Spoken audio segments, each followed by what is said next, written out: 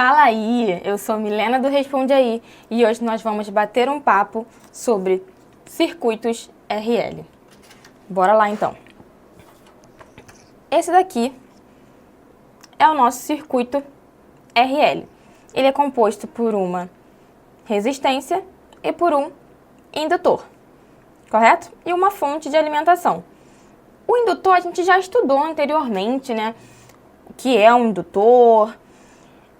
Mas agora a gente quer saber como que ele se comporta dentro de um circuito, né?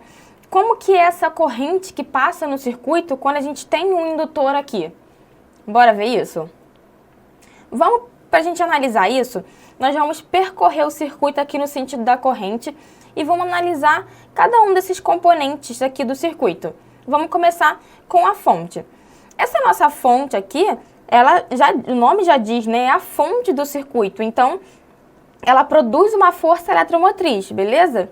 Ela é a nossa fonte que nos dá uma força eletromotriz para que a corrente passe nesse circuito.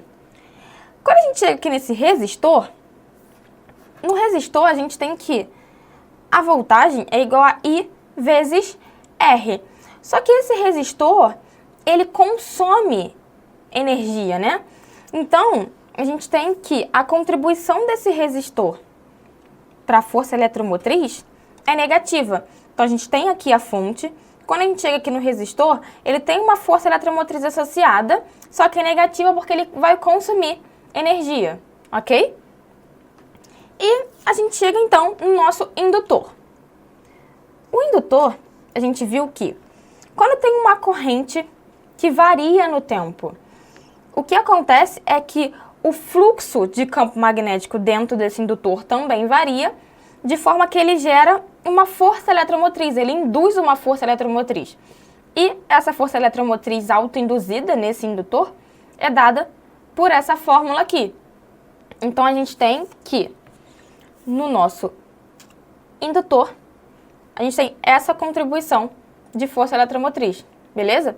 Menos L dI sobre dt, tá? E aí, a gente agora vai analisar a lei das malhas. A lei das malhas nos diz que quando a gente soma as contribuições de força eletromotriz para todos os componentes do circuito, isso tem que dar zero. Então, no nosso caso, a gente tem a força eletromotriz da fonte, menos IR, que é a contribuição do resistor, menos LDI dt, que é a contribuição do indutor. Isso tem que ser igual a zero. Essa equação aqui é uma equação diferencial. E a solução para ela é essa daqui.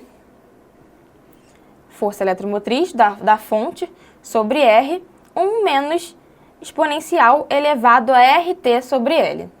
Só que a gente tem como simplificar um pouco essa expressão aqui. Sabe como? A gente define um parâmetro que a gente chama de tal L, que é L sobre R. A gente chama esse parâmetro de constante de tempo indutiva. E aí a gente pode substituir aqui, porque R sobre L é o inverso de tal L, correto? E se a gente substitui, a gente tem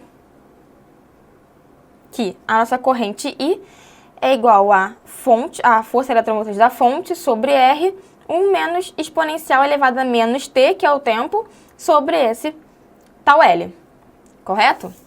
Vou deixar essa expressão aqui. Agora o que a gente vai analisar é como essa corrente varia no tempo. Se o tempo é igual a zero, se a gente põe zero aqui, exponencial de zero é 1. Aí aqui vai ficar 1 menos 1 e a corrente vai dar zero. Então, no tempo zero, a corrente é zero, porque eu estou iniciando a alimentação ainda, beleza? Só que, quando eu pego e faço esse t tendendo ao infinito, aqui nesse t, como se tivesse um infinito aqui, exponencial de menos infinito, isso vai para zero. Então, a minha corrente fica só a força eletromotriz da alimentação sobre a resistência. E isso é o processo de carga do circuito, porque eu começo com uma corrente zero e conforme o tempo vai passando, essa corrente vai aumentando até ficar em um valor fixo, beleza? Mas e agora? O que acontece se a fonte for retirada? Ou seja, se eu pego meu circuito aqui, ó, e retiro essa fonte de alimentação, o que acontece com essa corrente? Agora, a nossa lei das malhas fica só assim. Não vai ter essa força eletromotriz aqui de alimentação. Vai ser só a contribuição do resistor e a contribuição do indutor, correto? Isso daqui é uma outra equação diferencial que a solução é essa daqui. Aí agora vamos analisar de novo o que acontece na corrente para esse caso. Quando o tempo é igual a zero, aqui vai dar zero, o exponencial de zero vai para 1 e a corrente é essa daqui. Ou seja, assim que eu retiro a minha alimentação, a minha corrente continua sendo a minha corrente máxima que estava passando no circuito. Beleza? E aí, quando esse t tende ao infinito, aqui infinito, o exponencial de menos infinito vai para zero, a minha corrente vai para zero. Ou seja, conforme vai passando o tempo, a minha corrente vai reduzindo, porque eu não tenho mais nenhuma fonte que está alimentando o meu circuito para que ainda haja uma corrente passando, beleza?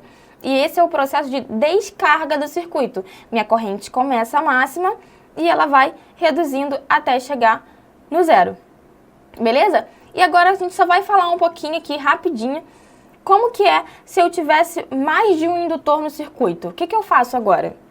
Então, bora lá. Primeiro caso vai ser os indutores em série, beleza? Um seguido do outro, tá vendo? O que acontece nesse caso?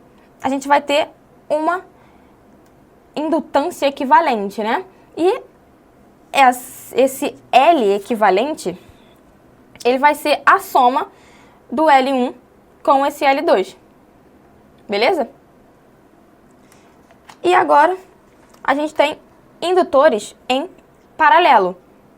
Aqui, eles possuem a mesma voltagem, então nos mesmos extremos, né?